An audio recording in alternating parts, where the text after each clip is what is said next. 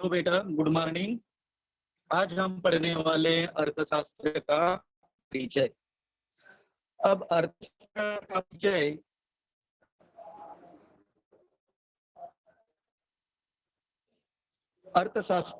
अर्थशास्त्र मीन्स होता है, अर्थ मीन्स होता है पैसा।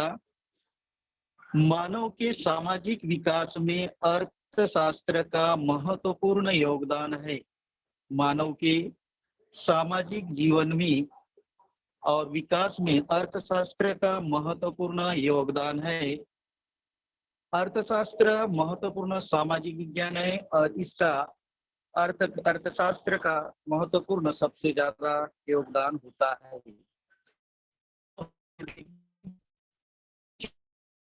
ज्यादा योगदान होता है।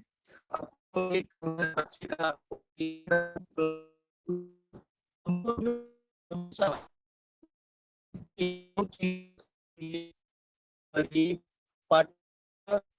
कितने रुपए की होगी वो 10 रुपए।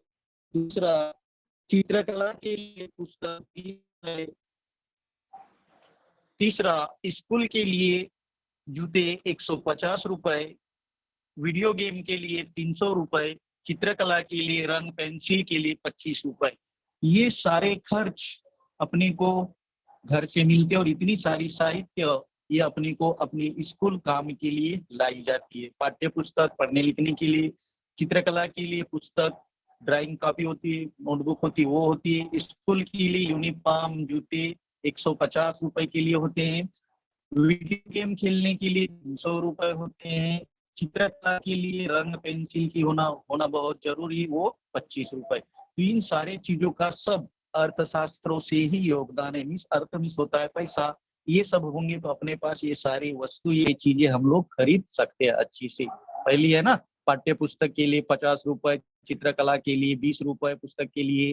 दूसरी बात, स्कूल के जूते 150 रुपए, वीडियो गेम 300 रुपए, चित्रकला रंग पेंसिल के लिए 25 रुपए।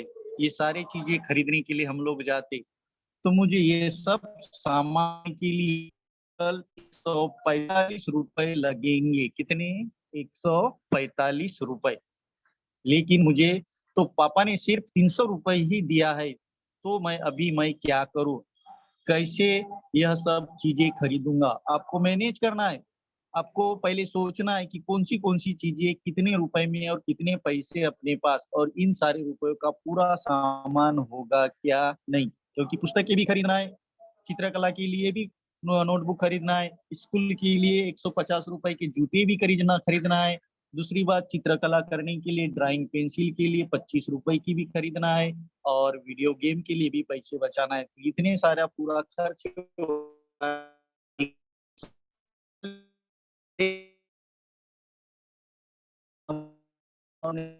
मम्मी ने अपने लिए 300 रुपए दिए। 300 रुपए दिए है, उन 300 रुपए में ये सारी चीजें खरीदना है, और 145 रुपए फिर बच जाएंगे। नहीं, अब 300 रुपए में हमको सारी चीजें आ जाना चाहिए। तो ये सारा देखना है। तो आगे,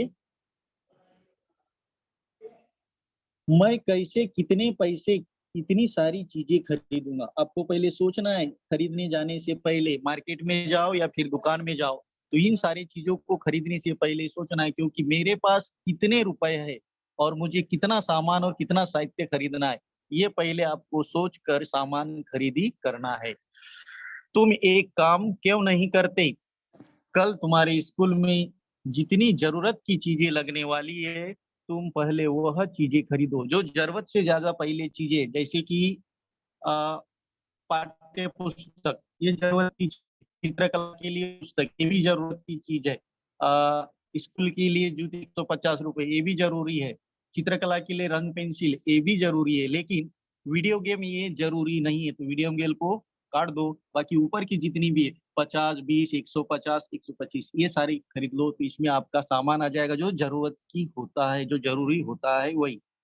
क्योंकि आपको सिर्फ 300 रुपए दिए होते और पूरा सामान कितने में होता है? 445 रुपए में। तो आगे, तुम एक काम क्यों नहीं करते कि कल तुम्हारे स्कूल में जितनी जरूरत की चीजें लगने वाली उतनी ही खरीदो, ज्यादा की खरीदने की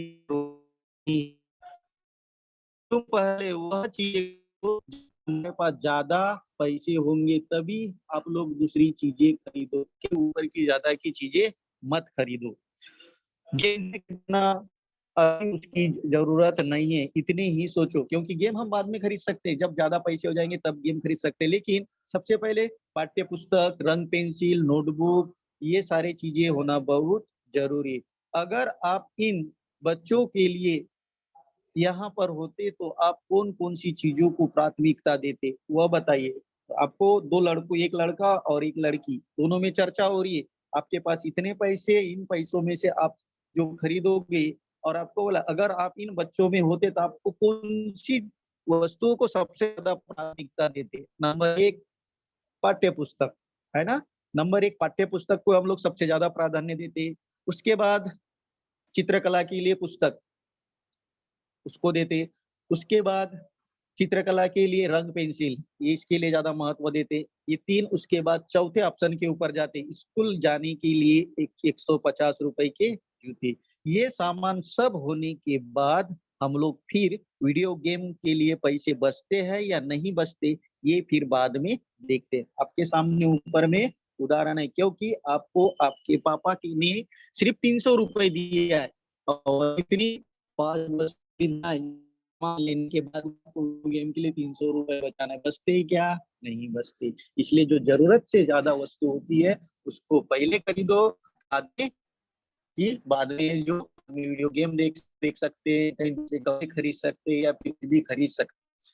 तो ये रहा आपका, क्योंकि आप में कैसे, कितने पैसे, कितनी सारी चीज़ें लेना है, ये पहले आपको तय करना है। और इन दोनों में से आपको सबसे ज़्यादा प्राधान्य किसको देना है, ये सबसे पहले महत्व है। पहले पाठ्य पुस्तक, फिर नोटबुक, फिर रंग पेंसिल, फिर ये सामान होने के बाद ₹150 के शूज़, जूते ये खरीदना है। आगे देखते हैं बच्चों।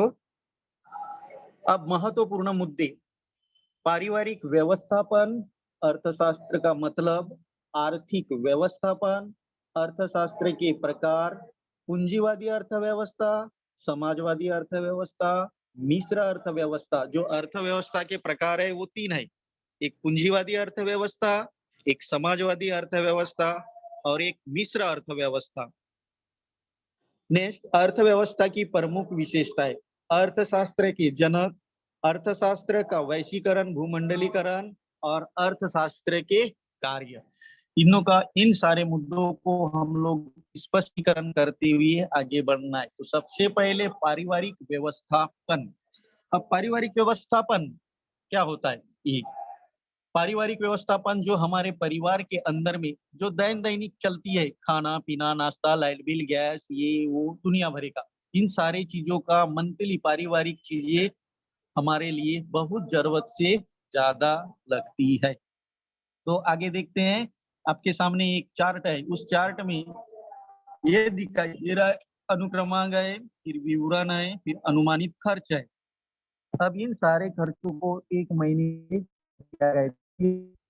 नंबर 1, दैनिक भोजन, जो हम लोग रोज खाते हैं, रोज सुबह शाम दोनों टाइम, नाश्ता, सुबह का खाना आदि। ये जो हम लोग दैनिक हर हमेशा खाना नाश्ता रोज सुबह शाम दोनों करते हैं, उसका उसका टोटल अनुमानित खर्च कितना लगता है? अंदाजन ₹6000। हमारे लिए सबसे जरूरी है कपड़ों की 2 जोड़ी खरीदना, कपड़े। अब हमारे लिए कपड़े भी लगते हैं। हर परिवार में हर व्यक्ति के लिए कपड़े होना, ये होना, जूते होना, शूज होना, सारी चीजें लगती है। इसके लिए निकाल लो ₹2000। तीसरा, विद्यालयीन साहित्य खरीदना। अब विद्यालय के लिए साहित्य क्या-क्या लगता है? पुस्तकें, नोटबुक, बैग, पेन, पेंसिल, इसके लिए निकाल लो पैसे कितने? ₹500। चौथा, वैद्यकीय खर्च। अगर आपको उस महीने में कभी तबीयत खराब हुई, तब आपको वैद्यकीय खर्च कितना? ₹450। उसके बाद मनोरंजन, मनोरंजन में का रिचार्ज हो, मोबाइल का रिचार्ज हो, या कहीं हम लोग फिल्म देखने जा रहे हैं, उसके लिए ये महीने का निकाल लो ₹500। मोबाइल भुगतान, अब मोबाइल का रिचार्ज करने के लिए सभी का अपना रिचार्ज करने के लिए ₹500। मोबाइल भुगतान के ₹1000। 7वां, हमारे घर में दैनिक सुबह या खरीदी कितने 4 रुपए। 8वां सार्वजनिक यातायात बस रेल रिक्शा आदि अगर हम उस महीने में स्कूल पास या कहीं काम करते हैं, कहीं घूमने जाते हैं, उधर कहीं जाते तो बस रेल रिक्शा इन तीनों सुविधाओं में हर किसी की अलग अलग सुविधा होती है। कोई रिक्शे से जाता, कोई बस से जाता है, कोई ट्रेन से जाता है, इस रेल से इस पास होती है सार्वजनिक यातायात व्यय। बस हो, ट्रेन हो या रिक्शा हो, इनके लिए 2600 रुपए। कभी पास बनाते, कभी पापा जाता है, मम्मी जाता है, फिर हम लोग की डेली रूटीन की रोज की पास रहती है, ये ले लो। अब बिजली का भुगतान, अगर लाइट बिल होता है उसका बिजली का भुगतान, ये मिनिमम ले लो 1500 रुपए। अब रहा 10वां पर्यटन, छुट्टियां रहती है, ये जाने का कहीं मौका मिला या अवसर मिला, उसके लिए ठंडी हवा का पर्यटन स्थल, ऐतिहासिक स्थल या जो भी हो या धार्मिक स्थल, उस स्थान पर विजिट देने के लिए या घूमने के लिए या सैर करने के लिए जाते हैं तो 4000 रुपए उसके लिए रख लो। अब रखा बैंक का हफ्ता, कहीं से लोन निकालते हैं या फिर घर बनाते हैं या कुछ कार्यक्रम के लिए हम लोग लोन निकाल लेते हैं या फिर बैंक में हम लोग पैसे जमा करते हैं। ऐसे मिलाकर 22,500 तो जो दैनिक हमको हर हमेशा लगने वाली ये पूरी साहित्य यानी ये महीने भरे का बजट, खाना, कपड़े, मोबाइल भुगतान, फल सब्जियां खरीदना, सार्वजनिक यातायात मीन्स बस की पास या ट्रेन की पास, या फिर बिजली का भुगतान, या फिर पर्यटन, या फिर बैंक का हफ्ता, ये सारे सबका अगर अनुमानित खर्च अगर लगाया जाए तो 22,500 होता है। या बाय द वे हमारी आवक कम है और खर्च ज्यादा है। हमारे घर में हमारे पापा महीने के 12,000 कमाते और उस 12,000 में सारा चीज हमको मेंटेन करना है। उसको हर चीज कम कर दो, दैनिक खाना ये 6,000 है तो 4,000 रुपये ला लो, या 3,000 रुपये कपड़ों की जोड़ी दो है उसमें कम कर दो, जो महंगी लेते हैं तो सस्ती लेंगे, यानी जैसी आवक वैसा खर्च। मानो आपके माता पिता का माह का खर्च उपरोक्त तालिका के अनुसार, जो तालिका में दिया उतना के अनुसार 22-20,000 है, और आपके माता पिता की मानसिक आय ₹20,000, तो आपके माता पिता की आय और होने वाले व्यय इनका तालमेल स्थापित करने के लिए इस माह में उपरोक्त में किस घटक को आप प्राथमिकता देंगे वो बताइए। कौन से घटक को सबसे ज्यादा प्राथमिकता देंगे? दैनिक भोजन, ये तो हमारी प्राथमिकता, खाना खाना हमारे लिए बहुत जरूरी है। खाना खाएंगे तभी हम लोग काम पे जाना पड़ेगा। कपड़े की जोड़ी जरूरी है। विद्यालयनी साहित्य बच्चे पढ़ रहे हैं वो भी जरूरी है। वैद्यकीय खर्च ये भी जरूरी है। चलो मनोरंजन नहीं करते वो छोड़ दो। भुगतान या मोबाइल ये नहीं है, चलो जाने दो। फल सब्जियां, फल नहीं खरीदेंगे लेकिन सब्जी खरीदेंगे, जो 1,000 रुपए है वो 500 में ही ले लेंगे। सार्वजनिक यातायात, चलो हम लोग रिक्शा से नहीं जाएंगे, बस से नहीं जाएंगे, रेलवे से जाएंगे जो सस्ते में है। बिजली का भुगतान वो तो भरना जरूरी है। चलो पर्यटन घूमने नहीं जाएंगे तो चलेगा, क्योंकि अपने को बजट कम करना है, क्योंकि 20,000 तो पर्यटन घूमने नहीं जाएंगे, वहां से 4,000 कम हो जाएंगे। तो ये सारी चीजें जो सबसे ज्यादा महत्व है, इसको ज्यादा महत्व देते उसको पहले चुनो। खाना, कपड़े, विद्यालयीन साहित्य, वैद्यकीय खर्च, फल सब्जियां, सार्वजनिक यातायात में रेल का जाना आने जाने के लिए, और बिजली का भुगतान, ये सारे चीजें के पहले महत्व है। इसीलिए आपको अपने मम्मी पापा का या हमारे यहाँ अपने माता पिता के माह का खर्च का उपरोक्त तालिका के अनुसार आपके माता पिता की मानसिक आय ₹20,000 है, तो आपके माता पिता की आय और होने वाले व्यय इनका तालमेल स्थापित करने के लिए माह में उपरोक्त किस घटक को प्राथमिकता देंगे। किस घटक, वहां से आपको घटक चुनना है। आपको जो जरूरी है वही घटक को चुनना है, जो जरूरी नहीं है उसको नहीं चुनना है। तो अपने को ये देखते हुए सामने जाना है। नेक्स्ट, अब देखेंगे पारिवारिक व्यवस्थापन। दूसरा मुद्दा पारिवारिक व्यवस्थापन। व्यक्तिगत अथवा पारिवारिक व्यवस्थापन आय, व्यय, खर्च, नफा, लाभ या हानि, कितनी आय और कितना व्यय, कितनी आवक है और कितनी जावक है, अर्थात आर्थिक घटकों से संबंधित होता है। आर्थिक घटक, इसी से अर्थशास्त्र का जन्म होता है। आर्थिक घटक, हम लोग अगर कहीं घूमने जा रहे हैं और उनमें बहुत सारी चीजें, बाहर का नाश्ता, बाहर का चाय, किसी से जाना, कहीं ट्रेन से जाना, कहीं कुछ से जाना, ये व्यवस्थापन घटकों से संबंधित होता है। इसी से अर्थशास्त्र का जन्म हुआ है। अर्थशास्त्र मीन्स, आपको बोला था कि मानव के सामाजिक विकास में अर्थशास्त्र का महत्वपूर्ण योगदान है। मीन्स पैसों, यानी अर्थ मीन्स होता है पैसा, और पैसा रहेगा तो इंसान की सारी सुविधाएं, सुख सुविधाएं होती है, नहीं तो नहीं होती। यानी पैसों के ऊपर ही सब है। इस अर्थ घर कहाँ से, इसी से अर्थशास्त्र का जन्म हुआ है। अर्थशास्त्र यह संज्ञा ग्रीक भाषा के शब्द को इकोनॉमिक आइकोनोमिया से बनी है, और इसका अर्थ होता है कि पारिवारिक व्यवस्थापन। पारिवारिक व्यवस्थापन और अर्थशास्त्र में बहुत समानता है। पारिवारिक व्यवस्थापन और अर्थशास्त्र में बहुत समानता है। आपने देखा होगा पारिवारिक चीजें जो हर हमेशा लगती है, और अर्थशास्त्र मीन्स परिवार से जुड़ी हुई चीजें।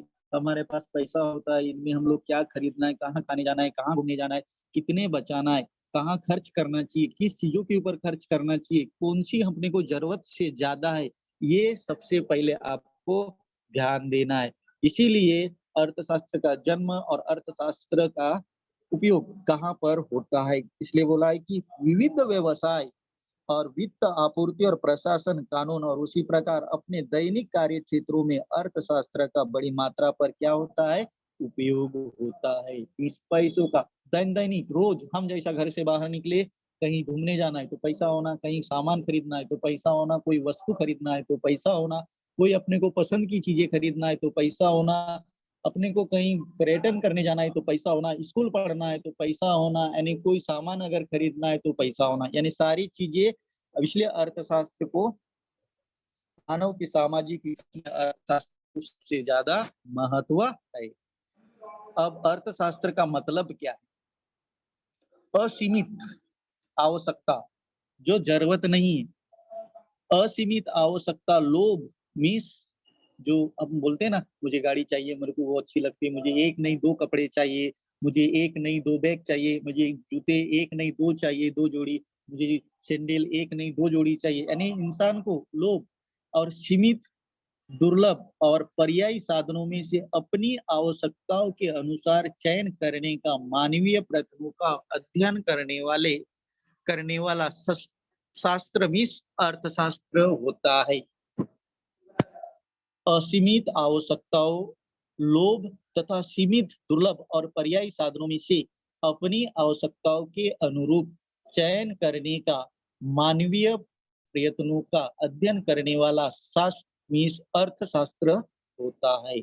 आपको मालूम है, आपके पास पैसे होते हैं तो असीमित चीजें खरीदते, आपके पास पैसे होते, हमारे पास अगर पैसा रहा, मनमानी हम लोग खर्च करते हैं। यानी मनपसंद की चीजें खरीदना, मनपसंद खर्च करना, मनपसंद ये लेना वो लेना, मीन्स मेन होता है अर्थ। इसलिए बोला है, लियो लियोनेल ने रॉबिन्स ने कहा है कि अर्थशास्त्र का क्या मतलब है, क्योंकि असीमित चीजें ज्यादा खरीदते, सीमित लिख लेते हैं कि हम हमारे पास अगर पैसा ज्यादा हो गया तो हम लोग मनमानी वस्तुएं खरीदते, एक से ज्यादा, जो एक होती है, जो जरूरत से ज्यादा होती है वो नहीं लेते, लेकिन उससे ज्यादा खरीदते। अब समय, समय, पूंजी, भूमि और श्रम, समय, पूंजी, भूमि और श्रम और संसाधनों का उचित पद्धति से कैसे उपयोग करें, यह अर्थशास्त्र के कारण समझता है। समय, एक सिंपल सा उदाहरण, हम अगर 12 सुबह से अगर 9 बजे से शाम को अगर 5 बजे, इतने इतने समय में के अंदर हमारा काम हो जाना चाहिए, तब अपने को उसका पैसा मिलेगा। पूंजी, पूंजी जमा करते हम, महीने का अगर इतनी आवक है और इतनी हमकी सैलरी है, तो इस महीने में हमारे 12,000 रुपए महीने का मिलता है, तो 12,000 रुपए में 10,000 खर्च करेंगे और उसको हम लोग हर महीने के 2-2 हजार रुपए जमा करके रखेंगे। भूमि, भूमि खरीदना, जो खेती हो, खेती करने के लायक हो वो भूमि खरीदना, और श्रम मीन्स मेहनत करना, और संसाधनों का उचित पद्धति से कैसे उपयोग करे, यह अर्थशास्त्र के कारण समझता है। समय, कितने समय में कितना क्या होगा, पूंजी क्या होती है, पूंजी मीन्स भी पैसा ही होता है। भूमि, भूमि खरीदना, उस भूमि के ऊपर खेती करना, कृषि करना, श्रम करना, मेहनत करना, ये सारे संसाधनों का उपयोग भी उचित पद्धति से कैसे उपयोग में करे, ये अर्थशास्त्र के कारण ही समझता है। हमारे घर में भूमि है और हमारे पास पैसा नहीं है, तो पैसा ही नहीं है तो हम भूमि कैसी कर पाएंगे, खेती कर पाएंगे क्या? नहीं। हमारे पास अगर पैसा है तो हम लोग खेती आसानी से कर पाएंगे, क्योंकि खेती पे खर्च करने के लिए हमारे पास पैसे की जरूरत बहुत ज्यादा होती है। क्यों? विभिन्न प्रकार का सामान खरीदना पड़ता है, बिजाई खरीदना पड़ता है, उसके लिए खाद खरीदना पड़ता है, उसके लिए लाइट बिल, ये वो दुनिया भरी की साहित्य वस्तु, बहुत सारी चीजें खरीदना पड़ता है। विभिन्न साधनों का उपयोग कर लोगों की असीमित आवश्यकताएं किस प्रकार दूर की जा सकती है।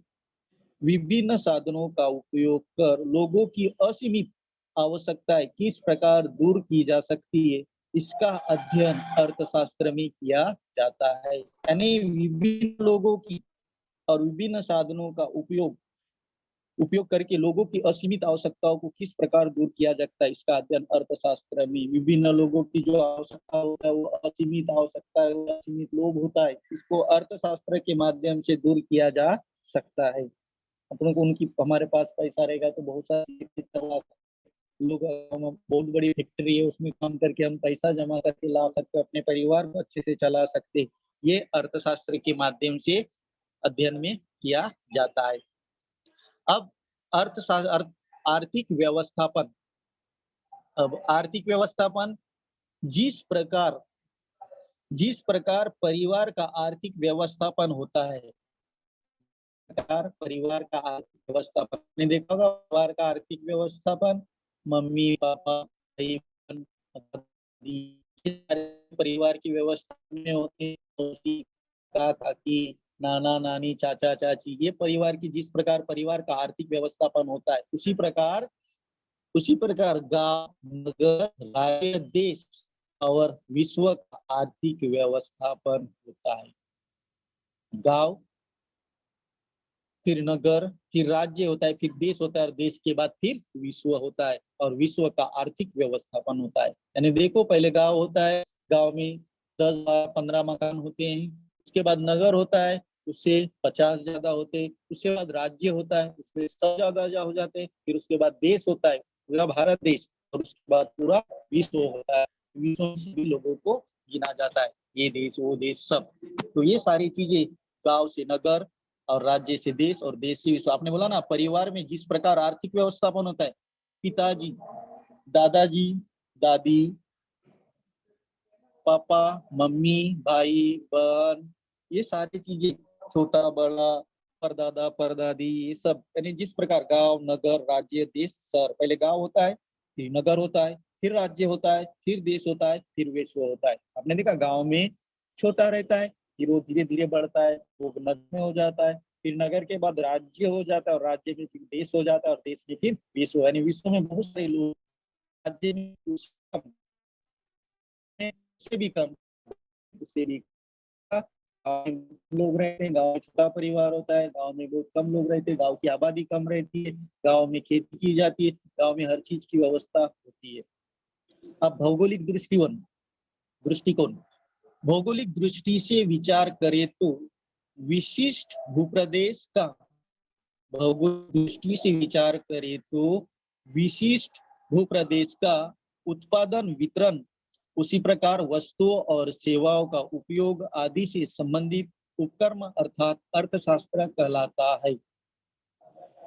भौगोलिक दृष्टि से विचार करें, भौगोलिक दृष्टि से विचार करें तो विशिष्ट भूप्रदेश का उत्पादन, वितरण, उत्पादन करना, खेती में कृषि में क्या क्या उत्पादन होता है, या फिर फैक्ट्रियों में क्या उत्पादन तैयार किया, कौन सा सामान तैयार होता है, फिर उसको बेचना, वितरण करना मीन्स बेचना, और उसी प्रकार वस्तु और सेवाओं का उपयोग करना, जो बनाई जाती है और जो उत्पादन की जाती है उसकी हम लोग किस प्रकार लोगों को सेवा देते हैं, उस वस्तु को क्या उपयोग करते हैं, आदि से संबंधित उपक्रम अर्थात अर्थव्यवस्था कहलाता है।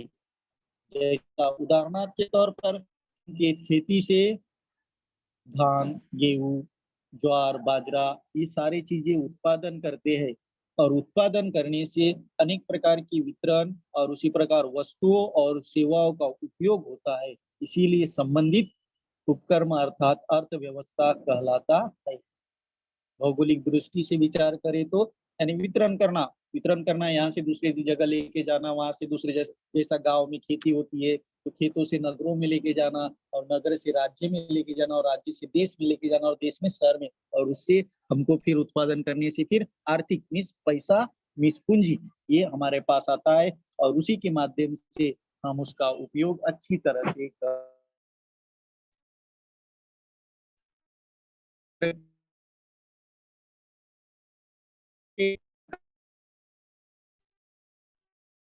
करके समाजवादी अर्थशास्त्र और मिश्रित अर्थव्यवस्था, पूंजीवादी अर्थव्यवस्था, समाजवादी अर्थव्यवस्था और मिश्रित अर्थव्यवस्था, यानी तीन अर्थव्यवस्था है। पूंजीवादी अर्थव्यवस्था और मिश्रित अर्थव्यवस्था और समाजवादी, यानी पूंजीवादी अर्थव्यवस्था, समाजवादी अर्थव्यवस्था और मिश्रित अर्थव्यवस्था दोनों मिलकर मिश्र अर्थव्यवस्था होती है। मिश्र अर्थव्यवस्था होती है। आगे जब पूंजीवादी अर्थव्यवस्था, पहला पूंजी मिस होता है पैसा, पूंजीवादी अर्थव्यवस्था में उत्पादन के साधनों और व्यवस्थापन पर निजी व्यक्ति का स्वामित्व होता है। पूंजीवादी अर्थव्यवस्था में उत्पादन के साधनों और व्यवस्थापन पर निजी व्यक्ति का स्वामित्व होता है। एक उदाहरण, हमने एक तालाब, गांव में एक तालाब में मत्स्य उत्पादन किए या फिर कुक्कुट पालन किए या बकरी पालन किए, तब उस बकरी पालन में हमारा खुद का स्वामित्व होता है, निजी का अधिकार होता है, ये खुद का होता है, हम उसको बेचकर पैसा कमा सकते। यानी हम लोग निजी खुद का व्यवसाय करके, चाहे मत्स्य उत्पादन हो या फिर कुक्कुट पालन हो या फिर बकरी पालन हो, ये निजी होता है। यानी अपना खुद का पैसा और खुद का खर्च और खुद की पूंजी और खुद के पैसे लगाकर हम उसको बेच सकते हैं। इसलिए बोला है कि अर्थव्यवस्था, पूंजीवादी अर्थव्यवस्था में उत्पादन के साधनों और व्यवस्थापन पर निजी व्यक्ति का स्वामित्व होता है। खुद का जो अपन करते हैं उसका खुद का अधिकतम लाभ प्राप्त करना या पूंजीवादी अर्थव्यवस्था का प्रमुख उद्देश्य होता है। तो ये अधिक लाभ यानी खुद का रहेगा तो हम ज्यादा प्रमाण में लाभ कमाना अधिक पसंद करेंगे। कि जो 2 घंटे बैठना है उसको हम लोग 4 घंटे बैठेंगे मार्केट में, और जैसा वो हमारे खेत का है, हम उसको उत्पादन खुद करते हैं, हम उसको खुद तैयार करते हैं, तो उसको हम अच्छी तरह से देख रेख करके ज्यादा समय देंगे। ऐसे में जैसे उदाहरण है जर्मनी, जापान, अमेरिका, संयुक्त राज्य आदि देशों ने यह अर्थव्यवस्था स्वीकार की है, इसलिए इसको पूंजीवादी अर्थव्यवस्था ऐसी कहा जाता है। पूंजीवादी अर्थव्यवस्था यानी फिर एक बार बता रहा हूँ, पूंजीवादी अर्थव्यवस्था में उत्पादन के साधनों और व्यवस्था पर निजी व्यक्ति का स्वामित्व होता है, खुद का स्वामित्व होता है। इसीलिए जर्मनी, जापान, अमेरिका, संयुक्त राज्य आदि देशों ने यह अर्थव्यवस्था स्वीकार की है। यहाँ के लोग खुद की फैक्ट्री, खुद का व्यवसाय, खुद की चीजें ज्यादा निर्भर है, इसके ऊपर सबसे खर्च किया है।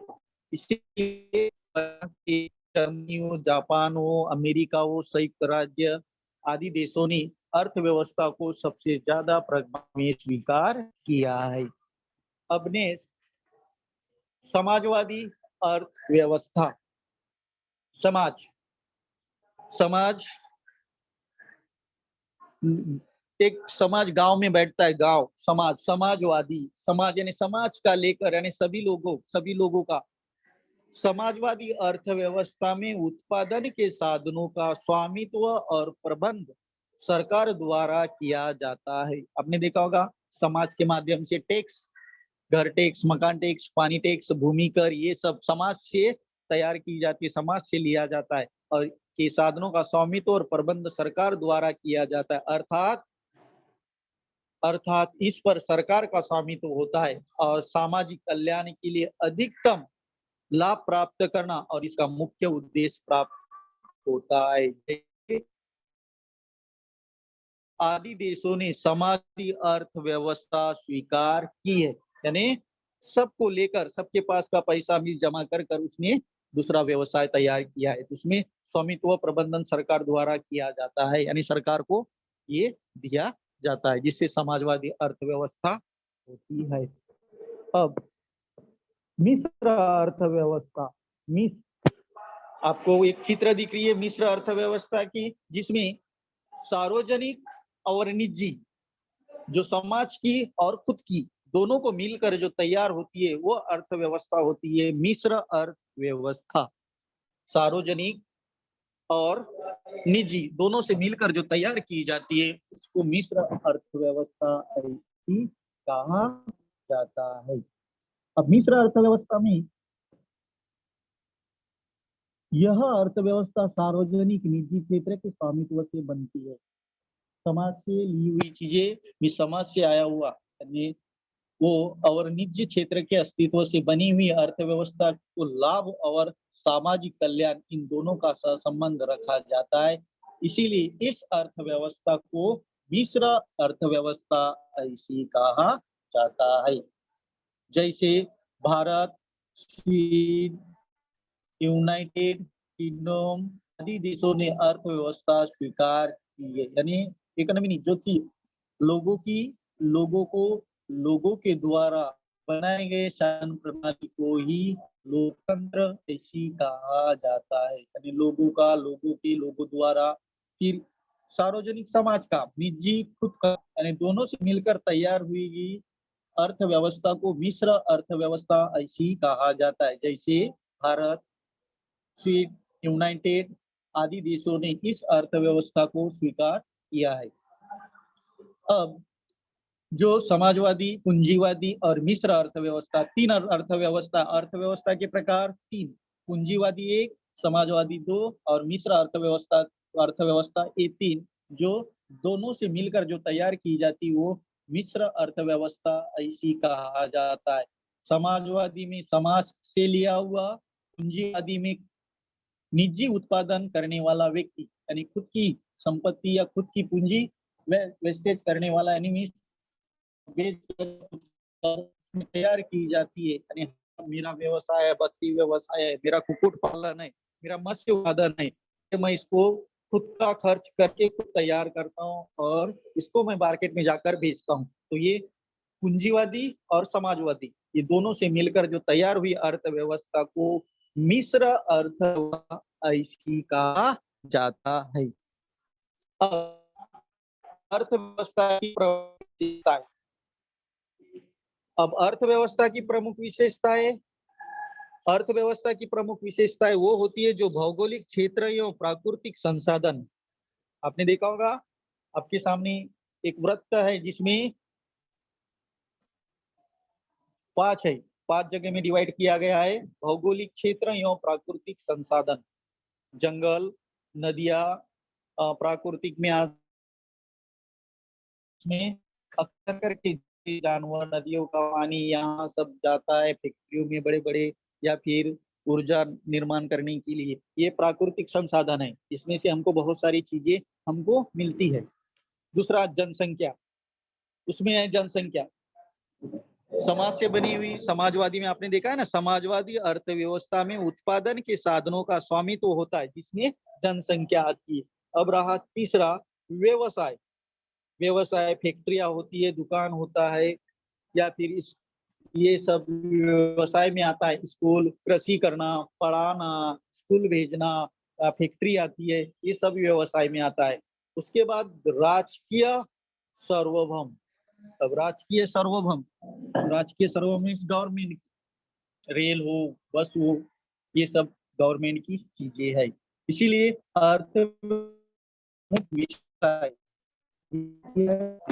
अर्थशास्त्र महत्वपूर्ण सामाजिक विज्ञान है। अर्थशास्त्र महत्वपूर्ण सामाजिक विज्ञान है। समाज के लिए अर्थशास्त्र एक साइंस की तरह है। विविध व्यवसाय, वित्त, आपूर्ति, प्रशासन, कानून, उसी प्रकार अपने दैनिक कार्य क्षेत्र में अर्थशास्त्र का बड़ी मात्रा पर उपयोग किया जाता है। विविध व्यवसाय, वित्त, आपूर्ति, प्रशासन, कानून, उसी प्रकार अपने दैनिक कार्य क्षेत्रों में अर्थशास्त्र का बड़ी मात्रा पर उपयोग किया जाता है। यानी सबसे ज्यादा महत्व जो कानूनी दैनिक कार्य के लिए अर्थशास्त्र का सबसे ज्यादा उपयोग किया जाता है। अर्थशास्त्र में पैसों का सबसे ज्यादा उपयोग जाता है। मानव के सामाजिक विकास में अर्थशास्त्र का महत्वपूर्ण योगदान है। आपको मालूम ही है, आपको शुरू स्टार्ट में हमने दिखाए थे तालिका, उस तालिका में दैनिक के लिए मानव के सामाजिक विकास में, अब विकास करना मीन्स बच्चों को अगर पढ़ाना है तो पढ़ाई के लिए खर्च के लिए पैसे की सबसे ज्यादा आवश्यकता होती है। अपने पास अगर पैसा, पूंजी, भांडवल, ये सारी चीजें अगर हमारे पास अगर पैसा ही नहीं रहेगा तो हम अपने बच्चों को अच्छी स्कूल, अच्छी व्यवस्था, अच्छे किताबें, बैग, कपड़े, ये सारी चीजें हम लोग नहीं दे पाएंगे। अगर पैसा रहेगा तो हम बच्चे को ऑटोमेटिक ये सारी सुविधाएं, सारी चीजें हम लोग दे सकते। इसीलिए मानव के सामाजिक विकास में अर्थशास्त्र का महत्वपूर्ण योगदान है। मानव के सामाजिक विकास में, यानी मानव के विकास के लिए या मानव की भलाई के लिए, मानव के योगदान के लिए, मनुष्य के प्रत्येक चीज के लिए पैसा मीन्स अर्थशास्त्र सबसे ज्यादा महत्वपूर्ण है। उसके बिगुर कुछ भी नहीं हो सकता। ये रहा, इसलिए बोलते हैं कि अर्थशास्त्र महत्वपूर्ण सामाजिक विज्ञान है। विविध व्यवसाय, वित्त, आपूर्ति, प्रशासन, कानून, उसी प्रकार अपने दैनिक कार्य क्षेत्र में अर्थशास्त्र का बड़ी मात्रा पर उपयोग किया जाता है।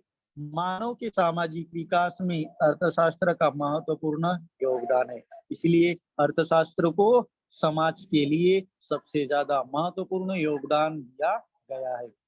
अब नेक्स्ट, अर्थशास्त्र के जनक एडम स्मिथ को अर्थशास्त्र का जनक कहा जाता है। 1776 में उनके द्वारा लिखित राष्ट्र की संपत्ति मीन्स देश की संपत्ति, यानी राष्ट्र की संपत्ति में अर्थशास्त्र संपत्ति का शास्त्र है, यह परिभाषा दी गई थी। ये एडम स्मिथ ने लिखा था कि राष्ट्र अर्थशास्त्र संपत्ति का शास्त्र है। अर्थशास्त्र संपत्ति का शास्त्र है जो देश के लिए, राष्ट्र की संपत्ति के लिए उसका उपयोग किया जाता है। जैसे देश हमारे पास अगर हमारे में अगर ऐसी कोई चीजें मुसीबत आ गई, उस समय पैसा या फिर कोई चीज देना रहा तो देश के लिए खर्च करने के लिए हम लोग राष्ट्र से, ये हमारे देश के मंत्री, मुख्यमंत्री, ये सब हमारे देश के लिए उसका खर्च करते, लोगों के समाज के लिए उस फंड से निकाल करके। इसलिए अर्थशास्त्र संपत्ति का एक अर्थशास्त्र यह कहा जाता है। अर्थव्यवस्था का वैश्वीकरण, अर्थव्यवस्था का वैश्वीकरण, अब देखो हमारी आर्थिक नीतियां, हमारी आर्थिक अर्थव्यवस्था को वैश्वीकरण की ओर ले जा रही है। आर्थिक नीतियां अर्थव्यवस्था को वैश्वीकरण की ओर ले जा रही है। हमारे पास अगर पैसा है तो बहुत सारे कार्य और बहुत सारे शौक हम लोग कर सकते हैं। हमारी आर्थिक नीतियां अर्थव्यवस्था को वैश्वीकरण की ओर ले जाती है। हमारे पास पैसा, आपके पास पैसा है तो आप लोग अच्छा घर, अच्छे कपड़े, अच्छी चीजें, अच्छा रोजगार, अच्छा शिक्षण, अच्छी चीजें कर सकते हैं। वैश्वीकरण अर्थात विश्व अर्थव्यवस्था की निर्मित होती है। वैश्वीकरण विश्व की निर्मित करना, विश्व को एक नंबर पे लाना। आर्थिक चीजें आपने देखा होगा, कोरोना काल के संकट में सभी लोग, सभी जनता इतनी तरस गई थी कि लोगों को खाने के लाले गिर गए थे, रोजगार नहीं मिल रहा है। दूसरी बात, हमारा देश अभी 10 साल और पीछे हो गया है। इसकी वजह से जो अर्थव्यवस्था थी वो बिल्कुल कम हो गई है। जो अपने को, जो पहले जो आगे बढ़ना था, आगे बढ़ रहे थे, तो हम लोग 10 साल अब हम लोग पीछे हो गए। वैश्वीकरण अर्थव्यवस्था ऐसी सीमा रहित अर्थव्यवस्था होती है जिसमें प्राकृतिक साधन संपत्ति, लाभ, सेवाएं, निवेश और आधुनिक तकनीकी का रूप से देश की सीमाओं के बाहर जा सकता है। आपने देखा है जिसमें प्राकृतिक साधन संपत्ति,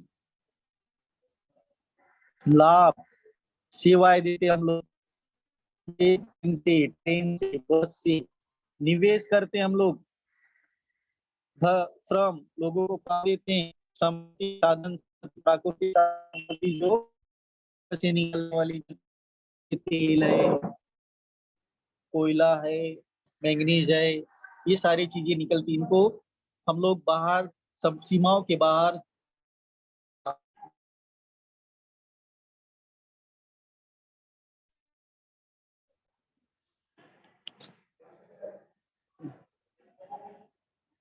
सर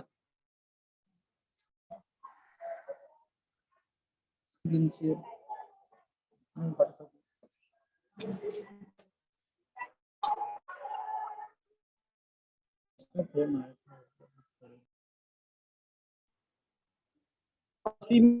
और सीमित साधनों के बीच तालमेल स्थापित करने का कार्य अर्थव्यवस्था में किया जाता है।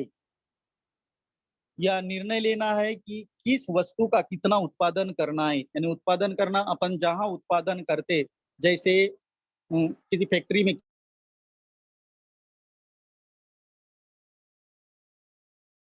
अधिक से अधिक बचत करना, जो हम लोग राष्ट्रीय आय का न्याय के अनुसार सामाजिक एवं आर्थिक वितरण करना, भविष्य में आर्थिक आवश्यकताओं की पूर्ति करने के लिए उपाय ढूंढ कर रखना। अब उपाय ढूंढना है भविष्य में आर्थिक नीति आय के लिए, अपना उत्पादन किसके लिए करना है, इस संबंध में संदर्भ में भी कार्य का निर्णय लेना, यानी अपने को अपने तालमेल के अनुसार इन सारी चीजों का व्यवस्था करनी चाहिए। यह निर्णय लेना है कि अपने को किस वस्तु का कितना उत्पादन करना है, जैसे फैक्ट्री हो या फिर आपको मालूम है कि हमने छोटा मोटा रोजगार उत्पादन किया है, जैसा कुक्कुट पालन है, बकरी पालन है या मच्छी पालन है। इसमें आपको उनका उत्पादन यहाँ चल रहा है या नहीं चल रहा है, पहले वो देखना है। अगर चल रहा है तो उसका उत्पादन ज्यादा प्रमाण में करेंगे, अगर नहीं चल रहा है तो उसका उत्पादन रोक देंगे, यानी मछली पालन रोक देंगे, नहीं चल रहा है तो फिर नहीं पालना चाहिए, या फिर कुक्कुट पालन रोक देंगे, नहीं चल रहा है तो उसको बंद कर देंगे। उत्पादन लागत में अधिक से अधिक बचत करना, हम जो कर रहे हैं, जो उत्पादन कर रहे हैं उसमें बच रहा है क्या नहीं, क्या वो उल्टा ज्यादा खर्च हो रहा है, ये सबसे पहले महत्व है कि कम हो रहा है या ज्यादा या बच रहा है। राष्ट्रीय आय का न्याय के अनुसार सामाजिक एवं आर्थिक वितरण करना, राष्ट्रीय आय का न्याय के अनुसार सामाजिक आर्थिक वितरण करना, भविष्य में आर्थिक आवश्यकताओं की पूर्ति करने के लिए उपाय ढूंढकर रखना, भविष्य के लिए आर्थिक आवश्यकताओं की पूर्ति करने के लिए उपाय ढूंढकर रखना, अपना उत्पादन किसके लिए करना है, इस संबंध में संदर्भ में निर्णय लेना, यानी हम लोग जो उत्पादन करते हैं वह उत्पादन किसके लिए करना है और कैसी करना है, इसका भी निर्णय लेना है। तो ये सारे थे अर्थशास्त्र का परिचय। अर्थशास्त्र का परिचय में हमने अभी तक देखे थे दैनिक कार्य, और इस दैनिक कार्य में सबसे पहले हमने देखा था अपने घर का पूरा महीने का जो तालमेल, जो जमायते, अनुक्रमांक 1, विवरण और अनुमानित खर्च, यानी दैनिक चीजों में अपने को कौन सी चीजें सबसे ज्यादा महत्व है, कौन से पहले लेना चाहिए, कौन से नहीं लेना चाहिए, ये। और फिर पारिवारिक व्यवस्थापन, उसके बाद अर्थशास्त्र का मतलब, उसके बाद अर्थव्यवस्था के प्रकार, पूंजीवादी अर्थव्यवस्था, समाजवादी अर्थव्यवस्था और मिश्र अर्थव्यवस्था। फिर नेक्स्ट पूंजीवादी अर्थव्यवस्था, मिश्र अर्थव्यवस्था। उसके बाद देखे थे अर्थव्यवस्था की प्रमुख विशेषताएं क्या थी, जो भौगोलिक हो, सार्वभौमिक सत्ता हो, व्यवसाय हो और जनसंख्या हो। उसके बाद अर्थशास्त्र के जनक ने क्या बोला था कि राष्ट्र की संपत्ति ही अर्थव्यवस्था का जनक कहा जाता है, यानी राष्ट्र की संपत्ति देश के लिए खर्च की जा सकती है, ये। और अर्थव्यवस्था का वैश्वीकरण। इतना बच्चों हमने आज देखे हैं। अगर किसी विद्यार्थी को कोई डाउट हो तो पूछ सकते हैं।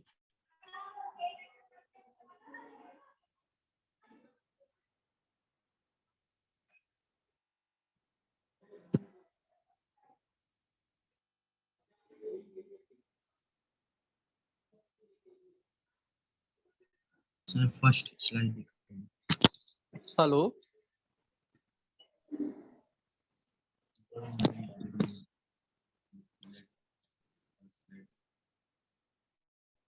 हेलो,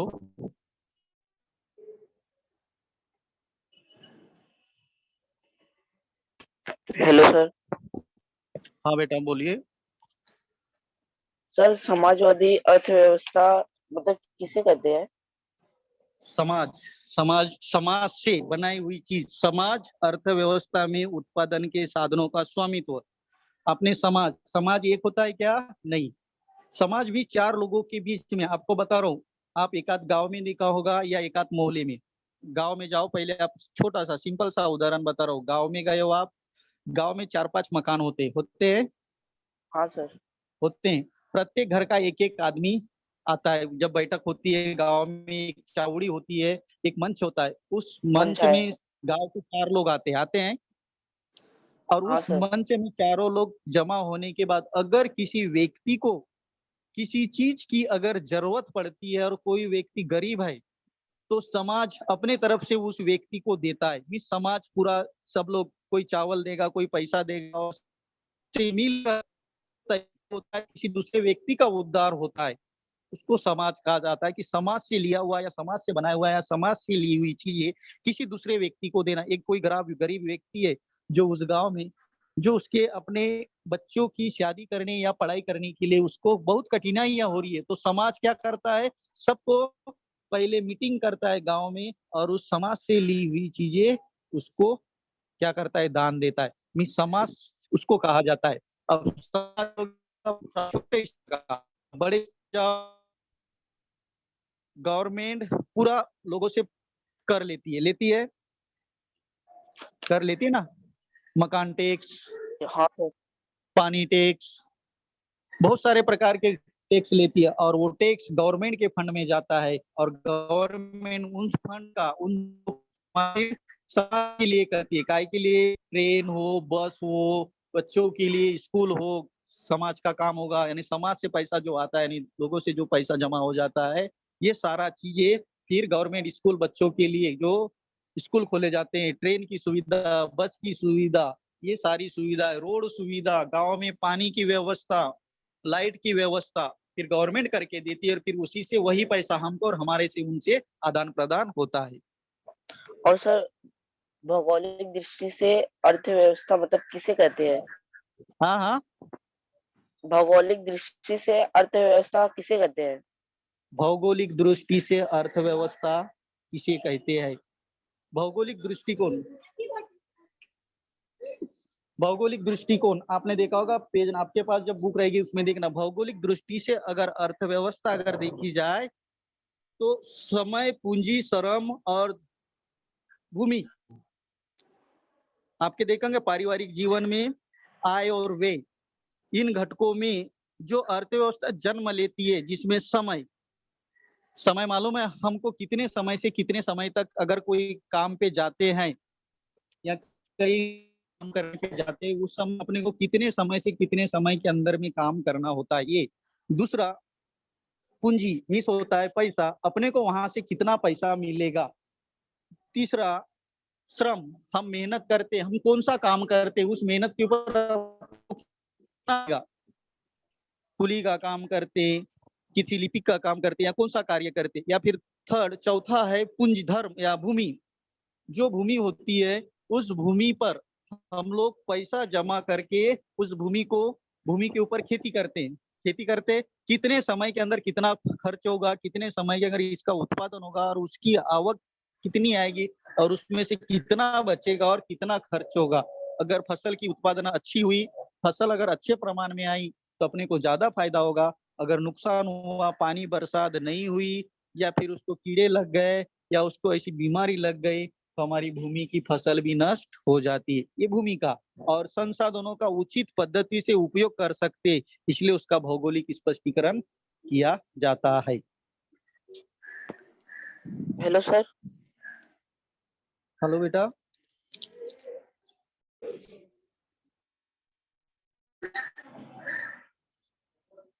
बच्चों, अब आज हम अर्थशास्त्र का परिचय देखे, और इस अर्थशास्त्र परिचय में दैनिक अर्थशास्त्र के प्रकार, अर्थशास्त्र की विशेषताएं और अर्थशास्त्र का कार्य, ये इतनी सारी चीजें अब